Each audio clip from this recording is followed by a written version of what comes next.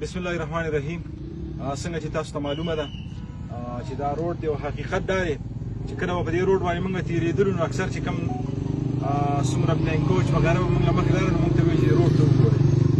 حقیقت دا دی چې موږ په روزانه په خپله سهار ماښام تګ راتګ وو په دې روډ باندې او موږ په خپله په دې باندې شرمنده یو چې دا څومره ایثار شو. نو چونکې پی ډي ایم ګورنمنټ راغلی او د هغې نه وروسته بیا د فنډ تاسو ته پته چې څومره کرایسیز راغلل، فاینانشل کرایسیز راغلل، د هغې په وجه باندې دا چې کوم دا روډ ودرېدلي نو موږ خپل قوم نه په دغې باندې معافي غواړو.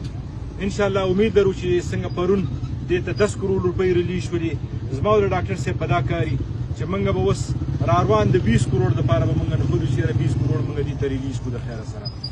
موږ سره د پي کې ایچ ای د سی ډبلیو چې څومره ملګري ولاړ دي افیشلي دوی به هم کوشش کوي د خیره سره، دوی به رهنمایي کوي د خیره سره، موږ به کوشش کوو چې زر تر زره نور ریلیز هم وکړو.